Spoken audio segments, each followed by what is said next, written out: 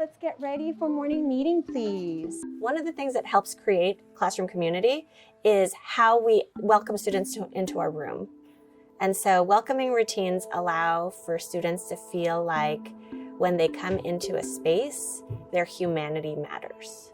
And that is what a welcoming routine is for. It's not centered around academic curriculum.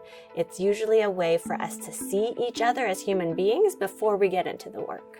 Good morning, everyone. We're so glad you all are here. Let's get ready thinking about our day. I think the welcome is just that right when they step foot in the morning in the classroom, that they belong to a community, they are seen, they're heard, they're acknowledged by their name, and they have safety to say how they feel, what they think, or not at all. It is incredibly difficult to come in to learn something if I am not acknowledged as a human being that feels emotions, that is coming to school with, a story, which is like my family, what's been happening that morning. So it's just a really safe way to check in. I feel like the morning meeting is for like a morning community. A community means like has to be like something healthy for the world.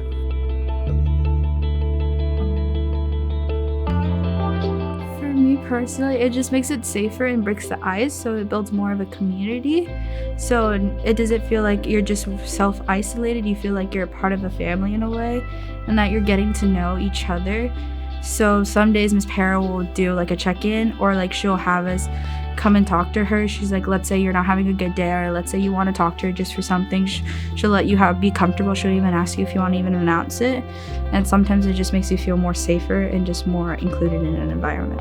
Sometimes we forget as teachers the belonging piece is critical, because if I feel that I'm not welcomed and my presence matters, it's really difficult to be ready to learn. So I think that welcoming piece helps students feel, okay, that my presence matters and now I'm ready to engage. Because I think learning is a vulnerable act. I don't think I would be willing to do that with anyone unless I felt there was some buy-in and trust in our presence in that space. I just think that our students need us as educators to help focus on their sense of belonging and their sense of self and their sense of value in this world. Now with the conditions that we're working in our world, students are feeling way more self-conscious than they ever have, especially with the way social media impacts them. Especially in middle school, students have a really hard time with self-acceptance and their self-esteem. So students already are coming into the classroom feeling like they have a wall up because they feel like they are not understood by usually their peers. And I think our school is very welcoming and very accepting of all students. And even here, students often feel like,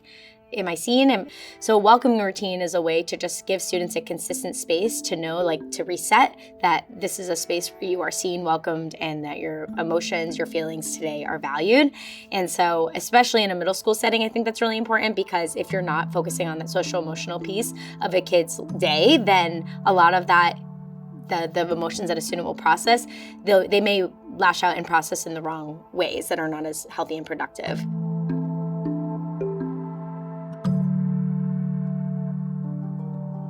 They can be super short, or they could be, an extended one. So a welcoming routine in a middle and high school class might be 5 minutes. Maybe it's a mood board where they see all these different images and then they pick the one that feels like it represents how they're feeling. It might be an extended circle time morning meeting kind of structure, which is around 20 minutes. So there's a lot of different ways to do welcoming routines, but the important piece is it builds a sense of belonging and it recognizes the humanity in the students. Good morning, Desiree. Hi, Gustavo. Thanks for making room for our friends to join us this morning. I think first thing is that when they walk through, a welcoming routine is that we always say good morning. So even, if you don't do the whole morning meeting, but a welcoming routine, just like once they walk in, help the class, yourself, just say, wow, I'm so glad you're here. Welcome, good morning. And it's just super quick, and say their name. Even teaching students to, like, when somebody walks in, to say good morning and just have them come in. I think that's important. And if a student is late, to not point that out, but to say, we're so glad you're here. Let's get started, kind of thing. Hi, Josiah. Good morning. Manny, thank you so much for noticing Adam needed space. Thanks for helping him out too. It all depends on your teacher. So with Mr. Guy, which he's a managed teacher, and Miss Tobia, they did a whole community circle, like every Friday of the month or towards the end of a project, and we would all talk. And then with Mr. Mazzetti, Miss Kyle, they would usually make us write on the chat because we were on Zoom at the time. So they'd make us write in the chat like what we did over the weekend, how do we feel, is there stress, or is there anything you wanted to let us know so we know that we can have a good, less stressful week, or just to make sure and catch you if you're dozing off or if you need support. And then with Miss Perro, I remember it was a lot different because she made us write letters to her. So each teacher had different welcoming things. For her, it was a letter, and it was a whole letter based on what you wanted her to know about yourself and what things you'll tell her, like facts about you, what you've gone through, how you guys can relate in a way. And she also did the same thing for us, where she wrote a letter to us and she talked about her life with us. So we didn't feel like we were just one-sided of a project. It was all-inclusive. The first thing is having them sit in a circle, and then you as a teacher meet them on the same level. So if you're all sitting in chairs, sit in chairs. If you're all on the floor, sit on the floor together, because it just balances everybody's place in that space. I think also coming up with some agreements that they feel safe, like what helps them feel heard, what makes them feel like they could share in that moment is important. Would a friend please read the question that you could answer if you feel comfortable? If you don't feel comfortable, you can pass or just say good morning or share a personal story from your life. I think those beginning pieces are important, and I think that good morning, a question, and the names are really important in a circle. We talk about feelings, so like if someone's sad, we can make them feel better throughout the day, or if someone's happy, we can like make sure they're still happy because we don't want to make them sad.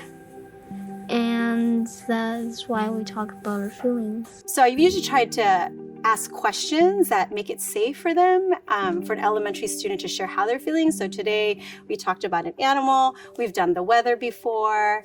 Sometimes students will suggest a question, but it's just to check in and share more. Would you read the question for us, please? Any volunteers? We have lots of volunteers. Thank you so much. Brian, would you help us with that? What animal do you feel like this morning? Why? Or personal story? Great. Josiah, are you ready to start us out? A fox and a hyena because I woke up at a good time. I'm feeling like a panda today. I feel like a picture because I'm a little bit more sleepy today. I feel like a cheetah because today's gonna be fast because it's a short day. I'm feeling like a kangaroo because I feel like even though it's a short day, I feel like we're hopping through a lot of different things today. And then usually they greet each other and then we're done and then we play a game together. Manny, what game would you like us to play together? Musical chairs? You got it. All right, see some good moves. Usually as time progresses, as they start to trust each other more and trust me more, then they start sharing more personal stories when they feel ready for it. So we've had a few students share when they've lost someone in their family, anything. But today it was helpful for me to hear like how tired they were and to see, okay, like as a teacher, I need to be responsive to that. I noticed that if someone's tired, I'm going to be really patient with them because when I'm tired, I'm grumpy. And I might say or do things that I didn't mean to hurt someone's feelings. So if you notice someone is kind of grumpy, then let's be more patient and give them space and time and ask them if they need anything. As a writing teacher, writing is a wonderful space for kids to come in and be able to express themselves. And then I provide like pretty, I wouldn't say they're very elaborate, but I give structure to students so they know exactly how they're gonna share with their peers and feel appreciated. Our prompt says, think about all the writing you have done so far in 8th grade. Think about our narrative, our warm-ups, our research that we've done, the reflection on our research, and most recently our lifestyle article.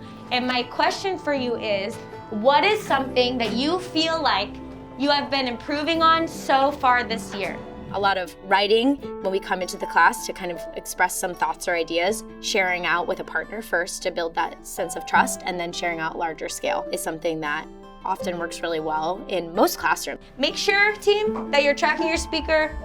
Make sure that person feels heard, because maybe they have something that you forgot to add to your list of ways that you are a better writer. I think mainly my vocabulary, like I'm not using our dead words. I also got better for like writing for longer and writing more, I guess. Like more creative writing? Like just more writing. Writing more at a time. Yeah. And I've gotten more focused. Me too. You can either share your own idea or shout out a partner's idea. Today we're working on tracking. We're tracking so that we can follow the norm of when someone is speaking, you care about what they are saying. So from August to now, there's a lot I could say has changed in my writing. The largest thing I can think of perhaps is the difference in the dialogue and descriptions used in first person, or at least in present tense. Past tense is kind of iffy. I also worked on using vocab words. So like for this year, I had no idea what insidious meant. Yeah, but now I know that it means like causing harm in a way that is not easily noticed or not easily recognizable. Even though the students know each other by now, we do names, pronouns. Here's a rose or a thorn for today, or how I'm feeling 1 through 5, and that's usually the first round of our circle. And then after that, we'll go into like some questions that our leadership team of kids developed. So that's another way I welcome kids.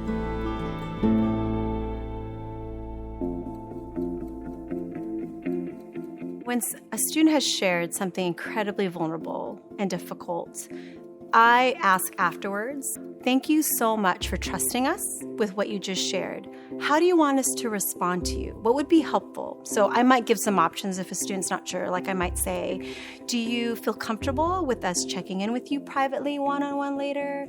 Would you like us just not to mention it all? Like which would you prefer? And then they usually say at that moment, like, it would be helpful to please don't, or please do this. And then that we just hold that space and then move on. So allowing the students to guide us on what they feel the most comfortable with and then being responsive to that.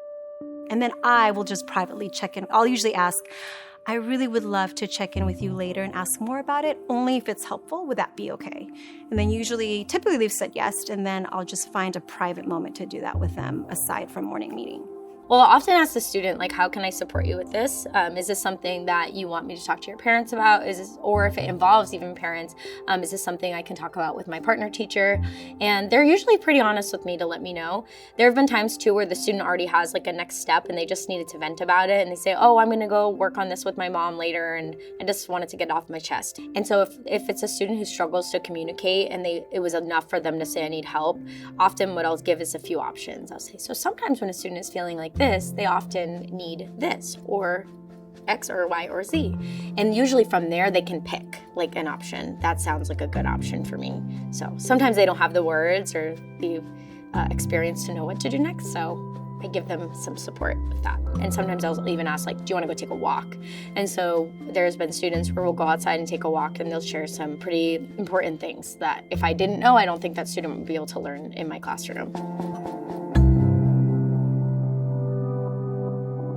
We noticed that really having the circle, a question, so you can change the question to meet more of the age level, so you could adjust it that way. We also had it where we trained our older students on how to lead a circle, and then they went into the kinder, first, and second classrooms and partnered with the teacher in the classroom, and they helped facilitate a circle.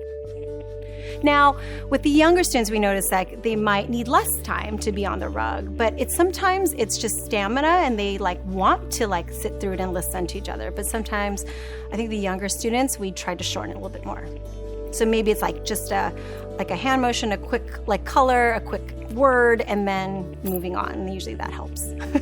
Teenagers are going through puberty and they're changing and that they must be the worst. And I'm like, okay, well, if we changed our perspective on teenagers, then maybe we start seeing the best in them and not the worst. You all have come so far in your writing. From the day I met you at the start of the school year to now, you have published 2 big pieces of writing. First of all, they're on the internet for people to see. They're amazing. And the elders who we interviewed when they were reading your writing yesterday, I've gotten so many emails over the night that are just like, you have incredible kids. And I'm like, I know it. You don't have to tell me twice. You are amazing. When people meet me, they often think I'm like a kindergarten teacher because I'm super animated. I'm singing at my kids all the time.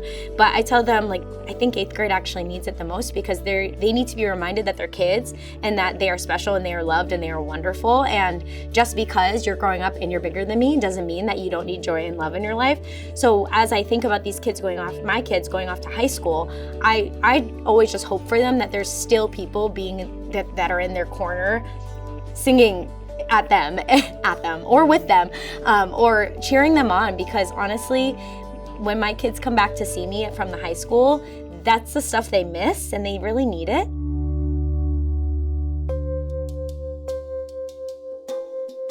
We have to listen to other friends and don't interrupt them. There's some students who love just talking and sharing, and then we as human beings want to connect, right? So if there's something similar or we're curious, our natural response is to say something. And so in the beginning, I tell the students that morning meeting is one of the few times really we're not gonna make a comment verbally. We're gonna just create space of silence, because sometimes just being heard without interruption is important. And sometimes it feels like a judgment when someone says, oh, da-da-da-da-da, or me too, or no, how did you? It feels like someone's evaluating what we're saying, and we want this space to not be at that at all. And if we want to make a response, we could just nod. Or like my student teacher taught the kids to go like, yeah, me too. Just something that's nonverbal. So teaching them a nonverbal signal that helps students that like the way they communicate, they identify through verbally, give them something to show like they're showing compassion or empathy, but like to create space of silence for someone to be heard. So that takes some time, and to just model that a lot, and to like, I always I try to give reinforcing language where I say, whoa, I noticed that we are really creating safety for so-and-so to be heard because we're just nodding, just saying that this first few times, I think helps the students go, okay, like this is weird, but we could but this is helpful, and so we'll do it that way. So that might come up. If you are stuck feeling like, maybe I haven't been improving, I just want you to see that every little thing means that you're better now than you were at the beginning. So I just want you to celebrate that about yourself. I think what's interesting is when teachers try to borrow routines from other teachers, I think one thing that they have to always make sure that they do is they make it authentic to themselves. Because if you just pull in a routine that another teacher tried and you don't connect it to yourself at all, then it's going to feel really inauthentic. So I think just a tip as you try new routines is being really honest and vulnerable with kids and saying, okay, we're gonna try something. And just express to the kids why we're doing it and why maybe some reservations you have about it, or some fears you have about it, or some excited feelings you have about it. I just think you have to be really honest, especially in the middle school realm. Kids are very hyper aware of whether or not you're genuine. It's also important to remember that there's only a certain percentage of what our students bring to the table that has anything to do with you. So sometimes if it backfires, it may not be your fault. And as long as you're trying and you're working on it, then I think that's all that matters. All right, shout out to this class. You guys are amazing. You had an amazing day today. Go enjoy your lunch. Okay. I know that we have so much content we got to get through. I know that we are under pressure. And I just think that it's so important to take those 5 minutes, take those 10 minutes out of any day that you can, even if it's once a week, to just really commit to some type of routine or some type of belonging practice, because I think our students are going to be stronger because of it. So I know sometimes it's like, we got to get through all of this. It's like, yes, and if your students are hurting inside and they're not able to grasp the content, then was it even worth it? They have other things that maybe need to be helped to be removed first before they can be their best student self.